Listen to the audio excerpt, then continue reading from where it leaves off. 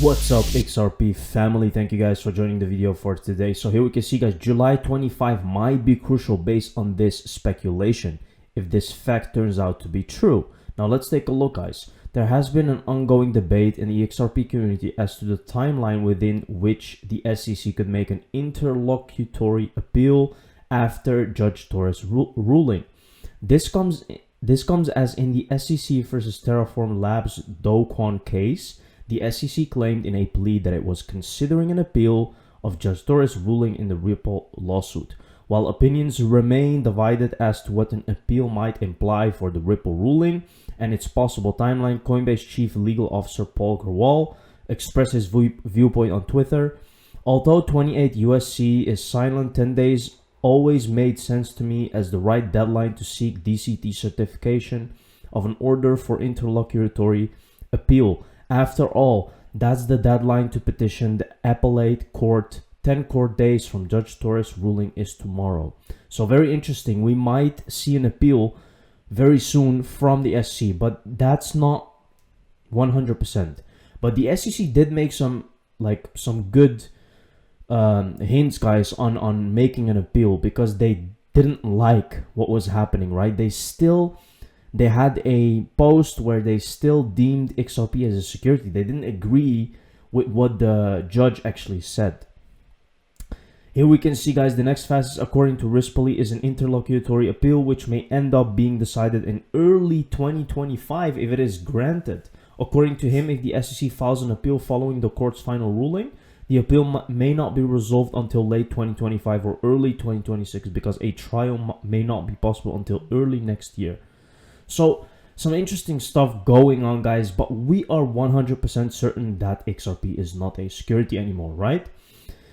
In the words of the CTO, 3-letter currency codes are formed by appending a single character to the 2-letter country code of the issuing country. Since the United States country code is US dollar have the currency code USD.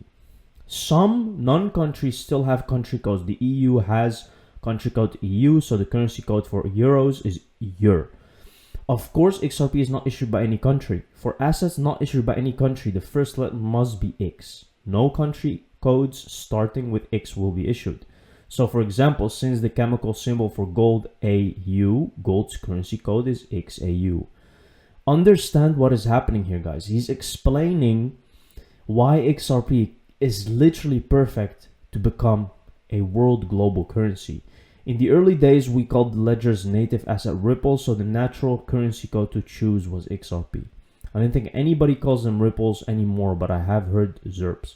So now you understand, guys, and remember that they always started making XRP because they wanted to become a global currency. So let's take a look, guys, here. This is an interesting video where CTO David Schwartz really gets to talk, and we see him in a quite interesting clip. Let's take a look. I agree. How do you feel about the ecosystem now today from maybe a few years ago? I mean, do you feel like we've had a lot of growth where we're going in the right direction?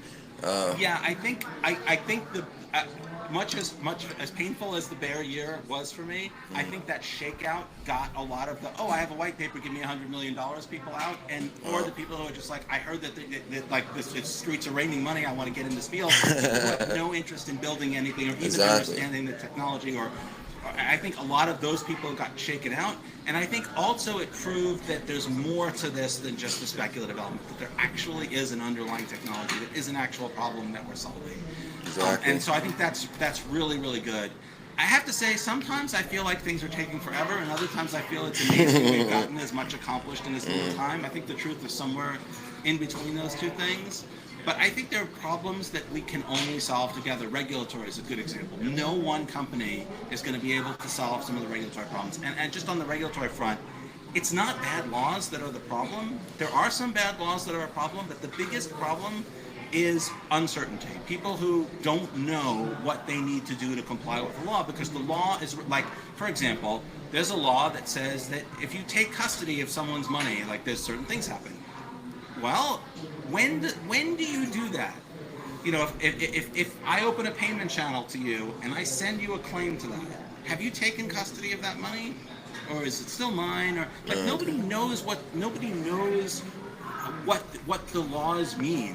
And there's a serious risk that people will be told, oh, you should have known that you were breaking this law. And so we looked at that law and we honestly could not figure out. Now, guys, one note on what he's saying here. Notice how they do that on purpose. Notice how he says that the laws are not clear, right? You know why they do that, guys? And this is very important because you have to take this with you. They do that so that they can charge you later on and use it against you. That's why they do these things with the law. They have many laws, right? But they're not very punctured. They're not like, okay, if you do this, this will happen. No, they're very, very complex. They do that on purpose, guys, so that when you don't understand when you actually have to do something, as he just explained, right? There's like a black field or a gray field where you don't know what will exactly happen or what you exactly have to do. This exactly happened with Ripple, right? It wasn't clear. The law wasn't clear. It's uncertainty. And that is exactly why they did that. They do all of this on purpose, guys. It's all planned. And no one's going to put, millions or billions of dollars into a business when there are those kinds of risks. So that's I think still the biggest problem. I think I should also point out it is really hard to get bank accounts.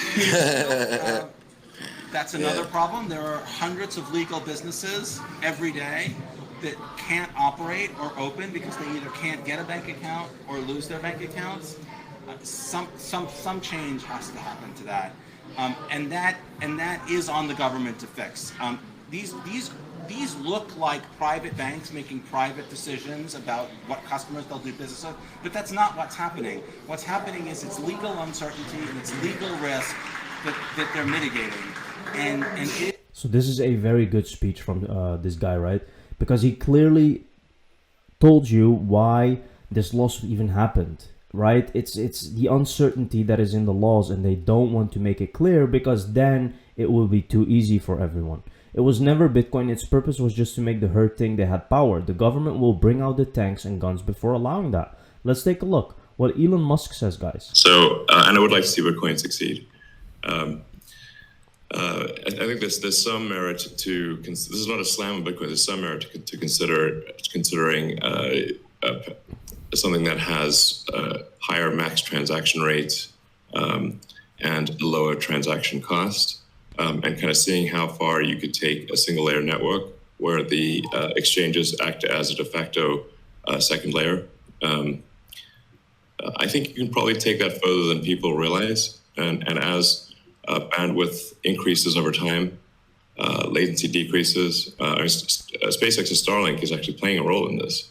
And I think long-term people will probably have access to worldwide access to gigabit level connectivity at low latency, and so at low cost. And so then your base layer could do a lot of transactions if you take that into account.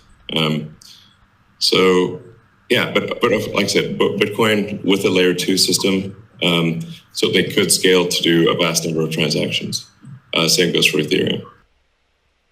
Interesting, right? So he's saying that something to succeed, it would have to have a max transaction. It would need to increase that and also have like a faster way of making payments. And it's very interesting because Elon Musk is about to unravel and unveil X.com, which is a payment provider network or anything in that space. A lot of people thought it was XRP. I do not think so, guys. I think this is something separate, but we will have to wait and see. Maybe it's connected, maybe it's not. We will have to wait and see because until now, nothing is really clear yet. Please hail X, hail the media giant, hail the new digital bank, hail the XRP through which everything will be transformed, right? So a lot of people think that X.com is connected to XRP, but that's something we'll have to wait and see, guys. 2 weeks ago, we were at 45 cents. We had no idea if XRP were to be deemed an unregistered security or not. Now XRP is at 70 cents and we have regulatory clarity for XRP, yet all I can see is negative sentiment still. I see people saying how disappointed they are with the price action. This makes me bullish. Without sounding horrible, the market doesn't care how you feel or what you thought wanted to happen. In fact, the market will often try to make you feel that way so you sell. Now, this is extremely important right now, guys, because a lot of people thought, okay, the lawsuit is over. And I told you before the lawsuit happened, guys, before the ruling happened, I told you that price is probably not gonna go up. Like, okay, it did go up, like a lot actually. 100% is not a tiny amount. But I mean, it will not go to those $10, $20, $30 immediately, right? It's too easy. Too many people can profit from that. It's not gonna happen. And it's always like that. You have to be perceptive of that. You have to understand that that's never gonna happen. They're never gonna give you something like that for free, right? So a lot of people are going to be shaken out before we go to double digits. 100%. I don't know what's gonna happen, but they will be shaken out, guys. This is always what's happened. This is always their plan, and this is how it will go. Thank you very much for watching this video. See you in the next one. Cheers.